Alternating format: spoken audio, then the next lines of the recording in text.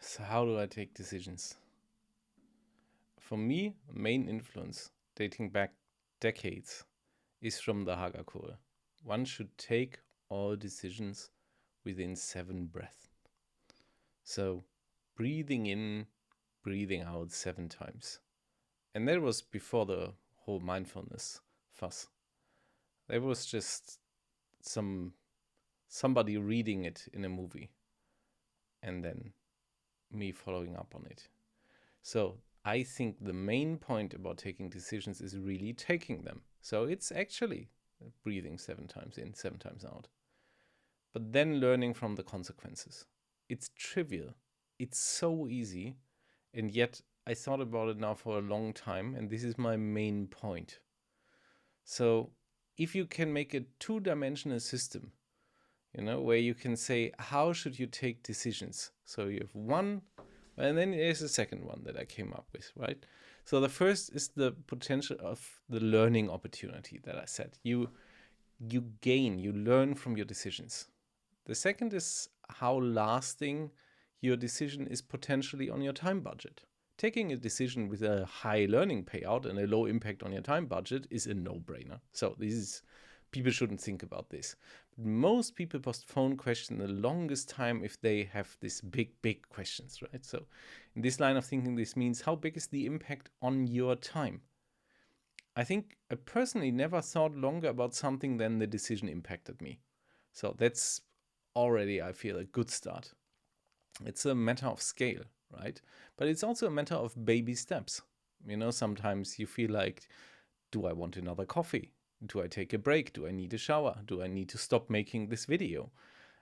And me personally, I never have such questions. I only know this since a few years, but I have no inner monologue whatsoever. So people discussing decisions in their head and thinking about it out loud, speaking to themselves, that's a completely alien concept to me. So maybe then I'm just the wrong person to ask.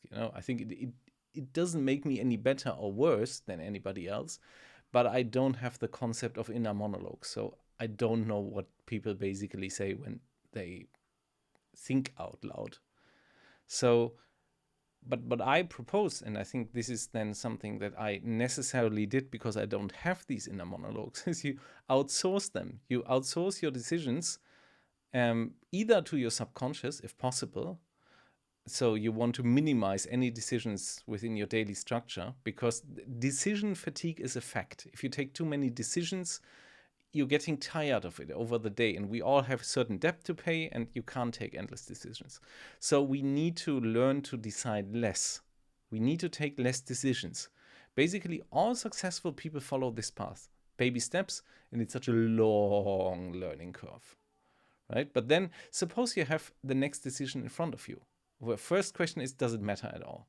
I feel we are drowning in opportunities. We have so many things, but you should ask yourself, does it give me joy? Does it bring me closer to my long-term goals?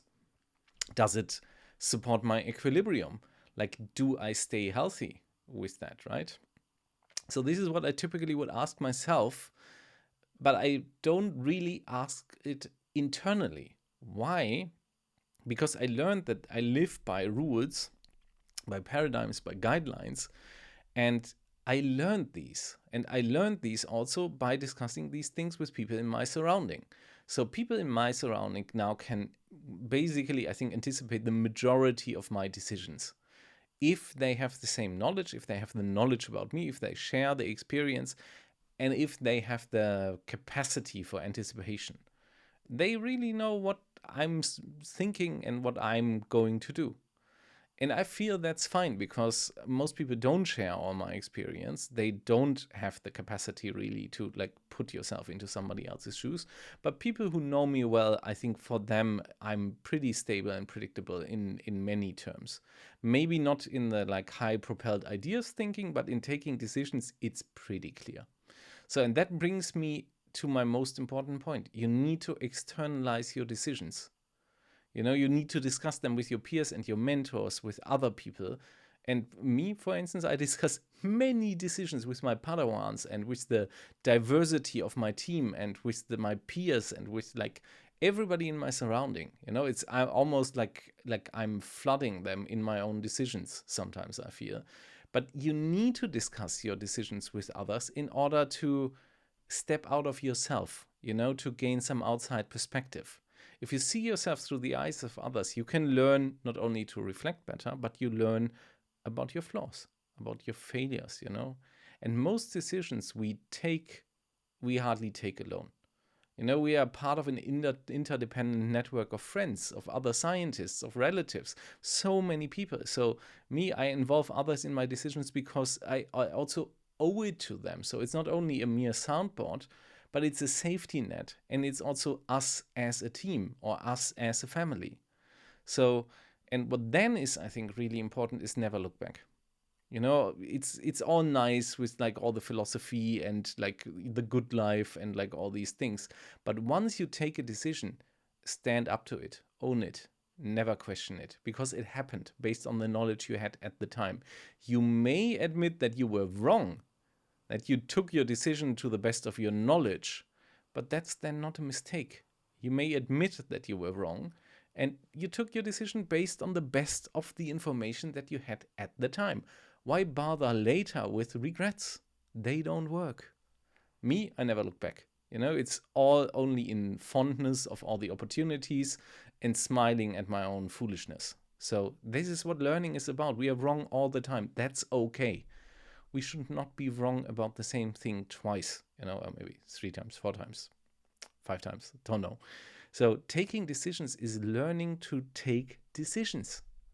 It's a learning curve. You take many decisions, many of them quick, you outsource many, throw some into your subconsciousness, because like in the end it doesn't matter, whether you do this thing now or not. This is why you need a structured day, so that you minimize decisions. If you have a structured day, you don't need to think about all these things. This is why I have a structured day. This is why I wear the same clothes. This is why I more or less always eat the same stuff. This is why I have such a rhythm in my day, because I'm outsourcing and I'm minimizing decisions. So taking decisions is a kind of like focus game. It's a learning game, and it's an outsourcing game. So you exchange with others, and then you learn from your mistakes. So it took me so many years to learn all these things. And I'm totally clear that I haven't stopped. Like, this is an ongoing thing, right? So you learn today what mistakes you're not going to make tomorrow. So this is the path to wisdom in a sense, right? So, but decisions are not about wisdom. They are about tinkering, about trying, and about failing in life. And after every wrong decision, we pick ourselves up, right? We move on. But we don't beat ourselves up about it. We don't tell others endlessly about it, but we translate it into learning, right? And this is what decisions are about. So outsource everything that you can, minimize whatever is not necessary, and then focus on the main ones, but together with your network, with your interdependency of other people. And then you learn. I think this is what decisions for me are all about. And then you need to learn about a code, like the Hagakure, how I said in the beginning. Breathing in, breathing out 7 times, and then you have your decision. Because if you have a certain code, and I have several of, let's say, rules I live by, you don't need decisions anymore. It's very clear. I know I want to help everybody if I can. If I can't help anyone, the decision is made. Can't help anyone, there's nothing I can do. It's sad, but it took me a long time to figure that one out. And now I don't need to beat myself up about it. And this is it, And then sometimes we surprise ourselves. But we do that because we can focus on the great decisions that we take. And then we adapt our rules, we adapt our paradigms. But you need to build these, and you build these over time. So I think the most important lesson I want to tell you is take decisions and learn from them. Thank you.